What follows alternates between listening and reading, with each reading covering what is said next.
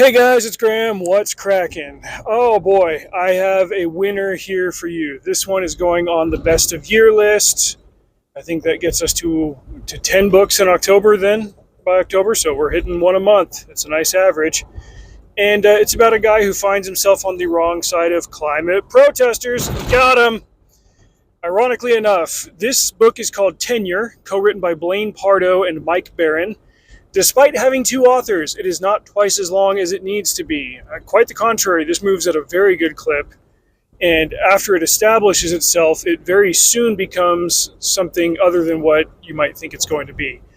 The main character is a guy named Braxton Knox. He is a PhD who teaches at a college in Oregon, and right before he's set to get tenure, he misgenders a student, not a real thing, and she films him and then sends an online mob after him, and within a day, his life just becomes a living hell. And suddenly he's before the review board at the school.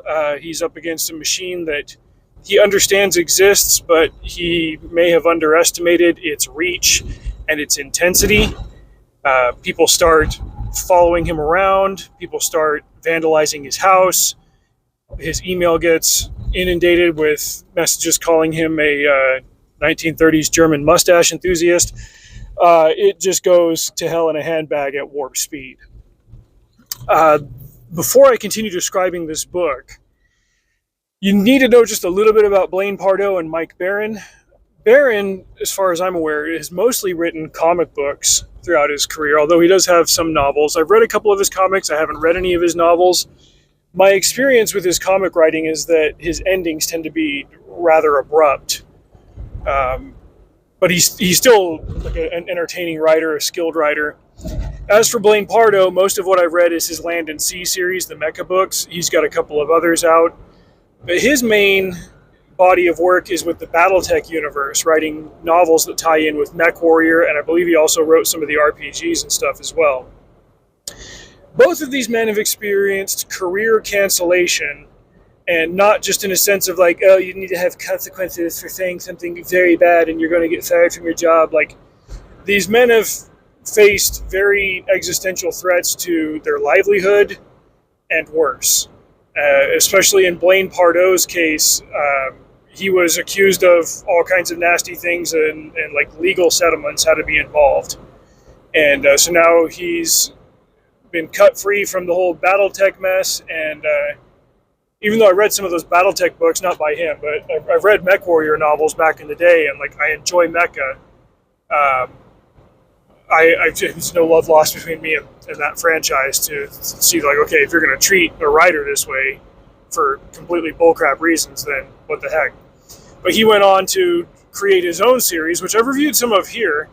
I'd first heard about him post-cancellation, but I intentionally didn't look up like the excessive details of what the cancellation were or anything like that, because I wanted to just read his book and see, like, is this book good or bad?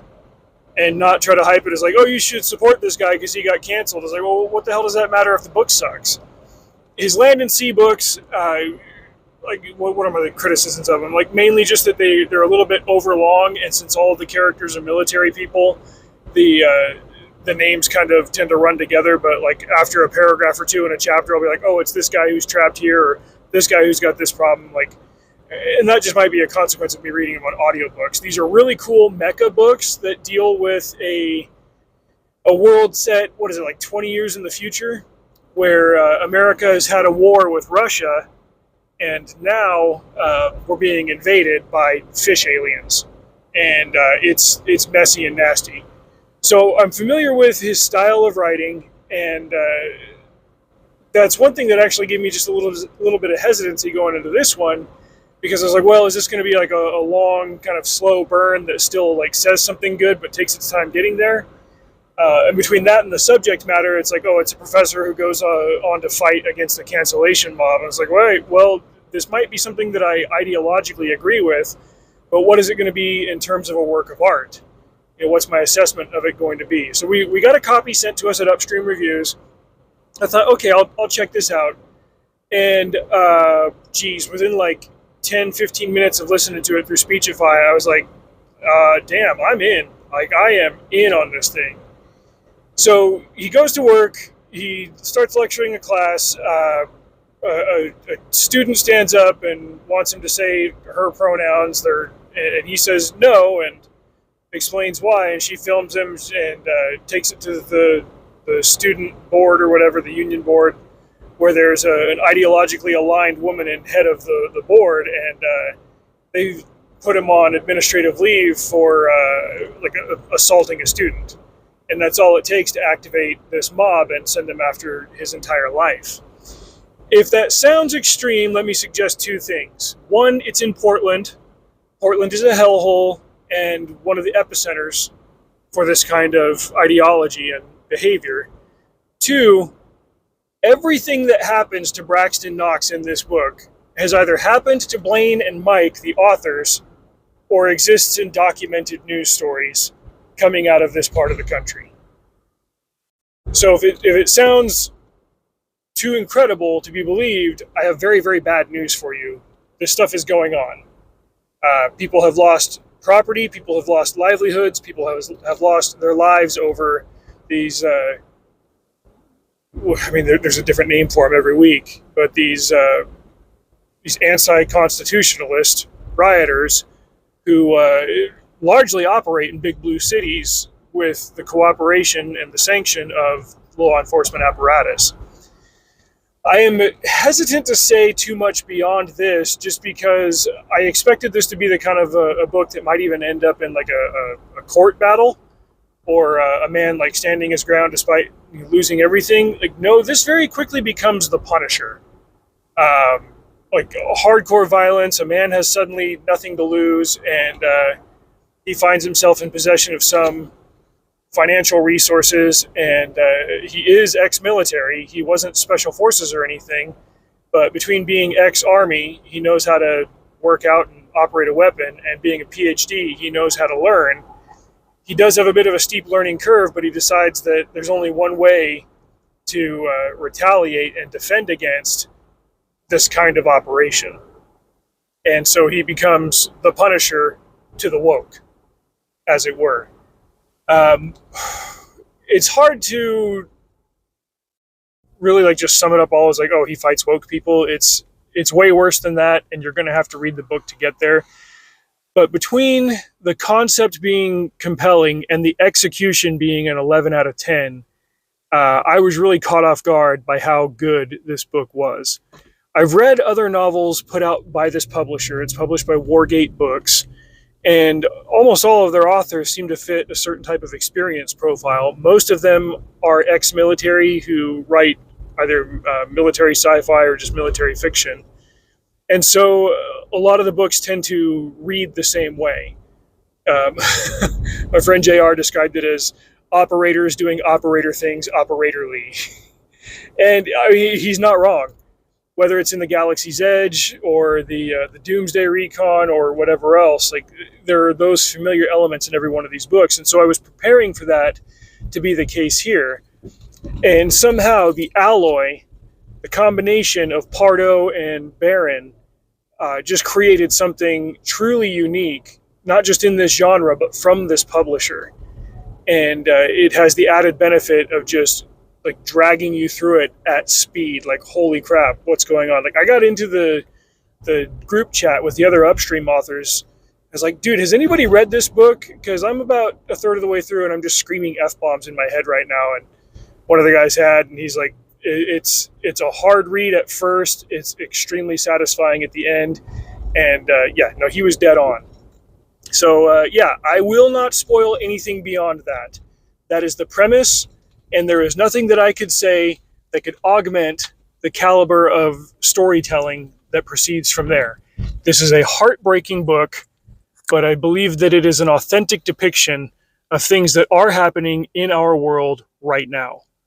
And that should scare all of us, but it is also something that we need to be aware of because it won't go away by ignoring it. The audience is largely going to divide along ideological lines. Red people will nod their head in agreement. Blue people will probably not agree with it so much. But again, this stuff is real, it is documented, it is terrifying, and it is worth addressing. And I think addressing it in this format, within the pages of a novel, makes it an effective tool for disseminating this level of information. They also cite real world events. There's citations of independent journalists like Andy Ngo. His name is spelled NGO, who has been attacked by these mobs in real life. Like, he's had concrete milkshakes dumped on him. Like, this dude has ended up in the hospital numerous times to get in the middle of these quote unquote peaceful protests to document it all. And oh man, like that is gutsy work. And the way stuff plays out in this book, you'll see why.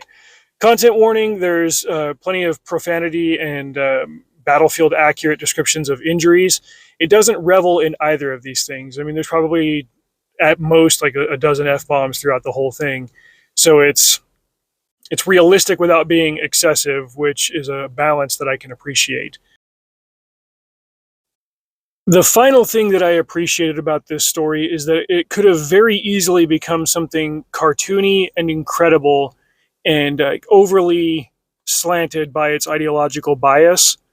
But it's not just some guy who's like, well, I'm right-winger and these left-wingers attacked me, so now I get to live out the fantasy of just murdering them all. Like, the emotional weight of what Braxton goes through and what he loses is felt. And even though he goes on offense against these people who have attacked him, it's not played up for laughs. It's not cheapened at all. There is still a very palpable and real emotional weight to the consequences of his decisions and his actions. And even the people around him like feel it and see it. This isn't an internet forum where if you're on my side and we're all winning, then we can do whatever we want and it's good, and the bad guys are always bad. This isn't so much about like which side is right. It's like, we got to do the right thing, and this is what we're up against, and we're not always going to like it, but the alternative is we sit still and you just get obliterated. That was an important way to, I think, portray Braxton's journey. So expect me to talk more about this book in the next couple of months. I'm going to write my review for Upstream, and then as soon as I can find a pre-order link, I will throw it up there. But yeah, it's coming out in January of 25 from Wargate Books. It's not currently listed on Amazon, but it will be soon. Talk to you next time. Drive safe. See you out there.